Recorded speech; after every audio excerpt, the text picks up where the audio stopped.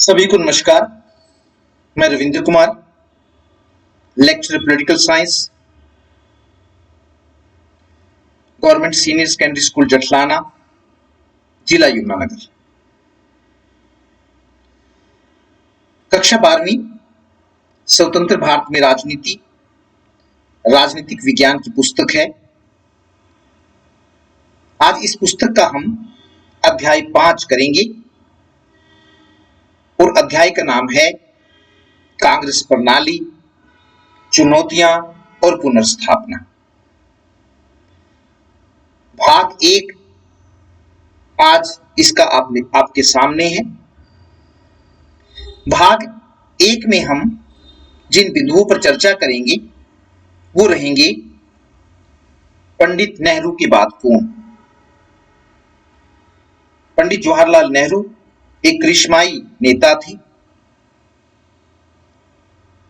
1963 के बाद जब वो बीमार चले और बाद में 1964 में जब उनकी मृत्यु हुई तो कांग्रेस के सामने ये प्रश्न पैदा हो गया कि अगला प्रधानमंत्री कौन बनेगा, क्योंकि पंडित जवाहरलाल नेहरू ने देश के आजाद होने के बाद जिस प्रकार से आर्थिक, राजनीतिक और अंतर्राष्ट्रीय स्तर पर देश को संभाला था, वैसा ही एक करिश्माई नेता देश को चाहिए था। तो उत्तराधिकार का प्रश्न पैदा हो गया। इसी प्रकार इस भाग में हम लाल बहादुर शास्त्री की मृत्यु के बाद उत्तराधिकार के प्रश्न पर भी विचार करेंगे कि जब लाल बहादुर शास्त्री की मृत्यु हुई तो कांग्रेस ने उत्तराधिकार के प्रश्न को कैसे हल किया। तो इन दो बिंदुओं पर यह भाग आधारित होगा। पंडित जवाहरलाल नेहरू के बाद राजनीतिक उत्तराधिकार का प्रश्न। 1963 से पंडित जवाहरलाल नेहरू बीमार चल रहे थे।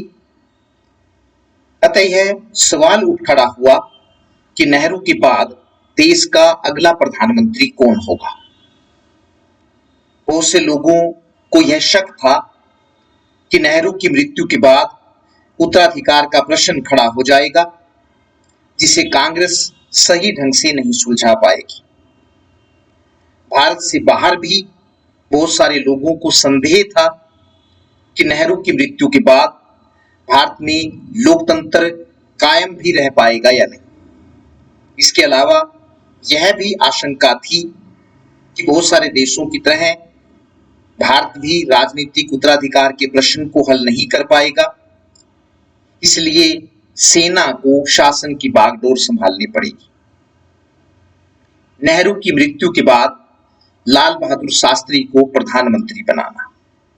तो कैसे लाल बहादुर शास्त्री जी उसके बाद प्रधानमंत्री बने, ये एक दिलचस्प घटना है। 27 मई 1964 को पंडित जवाहरलाल नेहरू का निधन हो गया।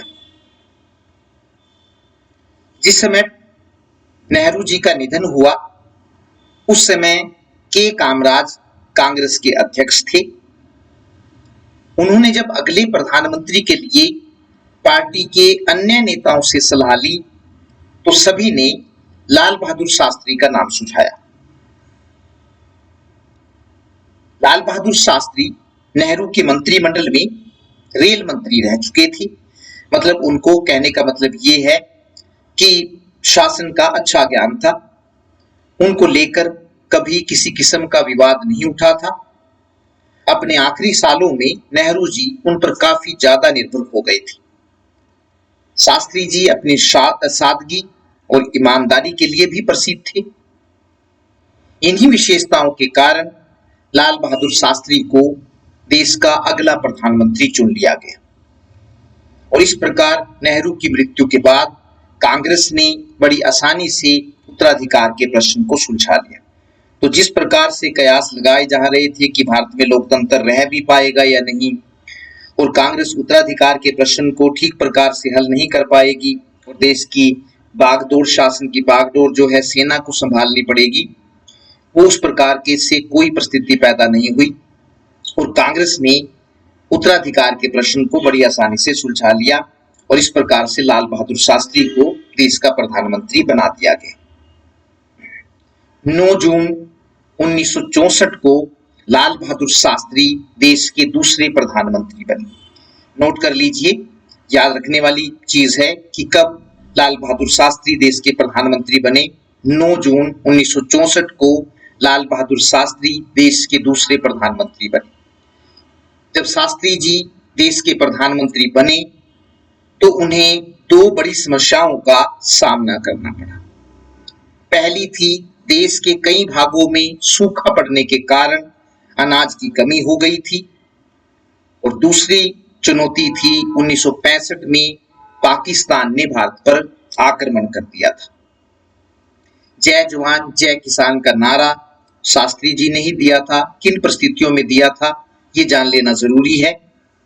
जब शास्त्री जी देश के प्रधानमंत्री बने तो उस समय देश के कई भागों में सूखा पड़ने के कारण अनाज की कमी हो गई थी।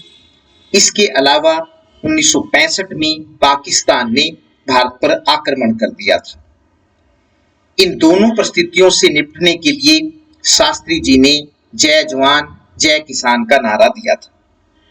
इससे इन दोनों चुनौतियों से निपटने के उनके दृढ़ संकल्प का पता चलता है। ये पता चलता है कि दोनों जो चुनौतियां उनके सामने खड़ी हुई, उन्होंने किस प्रकार उसका सामना किया और उनसे बाहर निकले।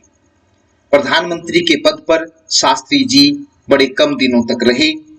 10 जनवरी 1966 को उज्बेकिस्तान की राजधानी ताशकंद में हृदय गति रुक जाने के कारण उनका निधन हो गया। अध्याय 4 में इसी पुस्तक के हम आपको ये विस्तार से बता चुके हैं कि 1965 में जब पाकिस्तान के साथ भारत का युद्ध हुआ और भारत ने पाकिस्तान के बड़े हिस्से पर कब्जा कर लिया, तो दोनों देशों के मुखियों के बीच ताशकंद में एक समझौता हुआ था। वहां पर कई ऐसी बातें थी, या समझौते में कई ऐसी बातें थी जिससे शास्त्री जी को बुरा लगा, और जिस दिन वो समझौता हुआ था 10 जनवरी 1966 को, उसी रात हृदय गति रुक जाने के कारण उनका निधन हो गया था। शास्त्री जी के बाद श्रीमती इंदिरा गांधी को प्रधानमंत्री बनाना, तो एकदम से दूसरी चुनौती ये खड़ी हो गई। जब शास्त्री जी का थोड़े समय के बाद निधन हो गया तो अगला प्रधानमंत्री किसे बनाया जाए। तो शास्त्री जी के बाद इंदिरा गांधी को प्रधानमंत्री बनाना। कैसे श्रीमती इंदिरा गांधी देश की प्रधानमंत्री बनी? लाल बहादुर शास्त्री की मृत्यु हो जाने के बाद एक बार फिर कांग्रेस के सामने उत्तराधिकार का प्रश्न खड़ा हो गया। इस बार अनेक कांग्रेसी नेताओं की राय थी कि युवा नेता श्रीमती इंदिरा गांधी को प्रधानमंत्री बनाया जाना चाहिए। श्रीमती इंदिरा गांधी जवाहरलाल नेहरू की बेटी थी और लाल बहादुर शास्त्री के मंत्रिमंडल में वे सूचना मंत्री भी रह चुकी थी। इसके अलावा वे कांग्रेस की अध्यक्ष भी रह चुकी थी। लेकिन श्रीमती इंदिरा गांधी को सर्वसम्मति से प्रधानमंत्री नहीं बनाया जा सका, क्योंकि कांग्रेस के एक और नेता श्री मोरारजी देसाई प्रधानमंत्री पद के लिए अपनी दावेदारी पेश कर रही थी। मोरारजी देसाई बंबई प्रांत के मुख्यमंत्री रह चुके थे और कांग्रेस में उनकी अच्छी पहुंच थी। जब कोई सहमति नहीं बनी तो प्रधानमंत्री पद के लिए गुप्त मतदान करवाया गया। इस चुनाव में ज्यादातर सांसदों ने श्रीमती इंदिरा गांधी को वोट दिए और इस प्रकार श्रीमती इंदिरा गांधी ने मोरारजी देसाई को हरा दिया। चित्र में आप देख रहे हैं कि मोरारजी देसाई दिखाए हुए हैं, स्टार्ट अभी दौड़ ही लगा रहे हैं, और कांग्रेस के नेताओं ने श्रीमती इंदिरा गांधी को प्रधानमंत्री भी बना दिया। प्रतिस्पर्धा के बावजूद पार्टी में सत्ता का हस्तांतरण बड़े शांतिपूर्ण ढंग से संपन्न हो गया। इसे भारतीय लोकतंत्र की परिपक्वता के रूप में देखा गया।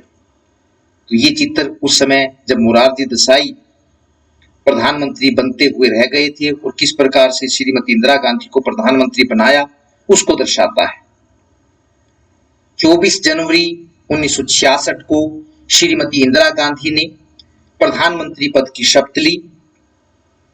कांग्रेस के वरिष्ठ नेताओं ने यह सोचकर श्रीमती इंदिरा गांधी को समर्थन दिया था कि प्रशासनिक और राजनीतिक मामलों में खास अनुभव न होने के कारण वे दिशा निर्देशन के लिए उन पर निर्भर करें।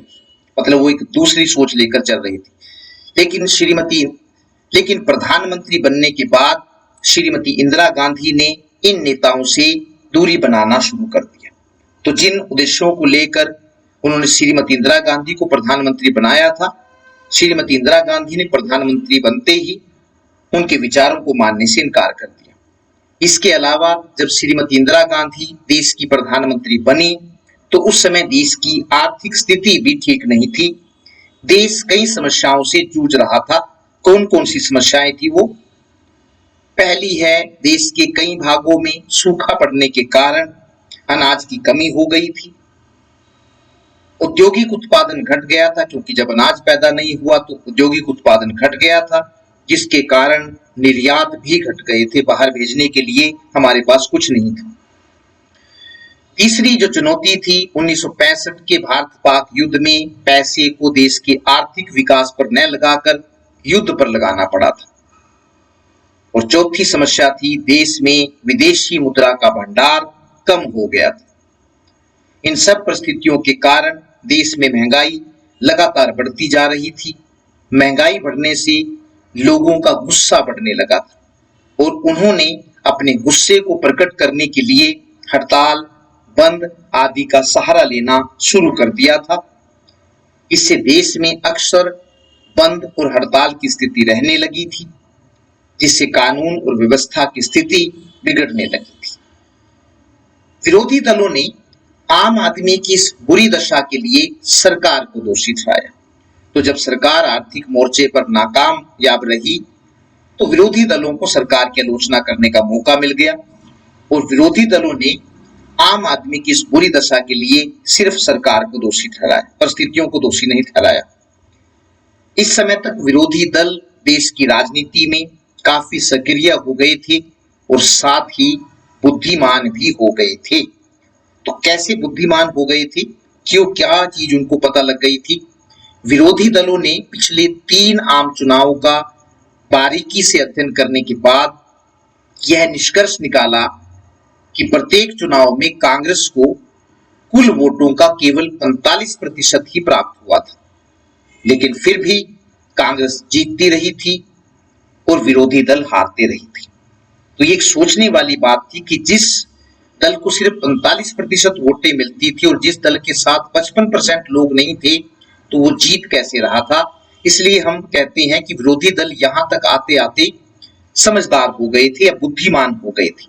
विरोधी दलों के हारने का कारण उनके वोटों का बंटना था। जो 45% लोग थे वो सिर्फ कांग्रेस को वोट देते थे, लेकिन जो 55% लोग थे जो कांग्रेस से खुश नहीं थे वो दूसरे दलों को वोट देते थे, जहां वो उनके वोट बढ़ जाते थे। अतः विरोधी दलों ने यह निर्णय लिया कि उन्हें एकजुट होकर कांग्रेस का मुकाबला करना चाहिए। विरोधी दलों को एकजुट करने का काम समाजवादी नेता राम मनोहर लोहिया ने किया। उन्होंने इस रणनीति को गैर कांग्रेसवाद का नाम दिया। उनका नारा था, कांग्रेस हटाओ। तो विरोधी दलों को अगर उनके 55% वोट प्राप्त करने थे तो विरोधी दलों को एकजुट करना था। एकजुट करने का काम जो था वो राम मनोहर लोहिया ने किया था और उन्होंने इस रणनीति को या विरोधी दलों को एकजुट करने की रणनीति को गैर कांग्रेसवाद का नाम दिया था। समाजवादी नेता राम मनोहर लोहिया का चित्र आप अपनी स्क्रीन पर देख रहे हैं। लोहिया ने गैर कांग्रेसवाद के पक्ष में तर्क देते हुए कहा कि कांग्रेस का शासन अलोकतांत्रिक है और गरीब लोगों के हितों के खिलाफ है। इसलिए गैर कांग्रेसी दलों को चाहिए कि वे एक साथ आएं ताकि गरीबों के हित में लोकतंत्र को वापस लाया जा सके। तो प्रश्न पैदा होता है कि गैर कांग्रेसवाद क्या था या एंटी कांग्रेस मूवमेंट क्या था। 1967 के चुनाव में कांग्रेस को सत्ता से हटाने के लिए गैर कांग्रेसी दलों का एकजुट होना ही गैर कांग्रेसवाद कहलाता है। तो छोटी सी बात है कि 1967 का जब चुनाव होने वाला था तो सभी विरोधी दल एकजुट हो गए थे। इसी को ही गैर कांग्रेसवाद कहा जाता है। धन्यवाद।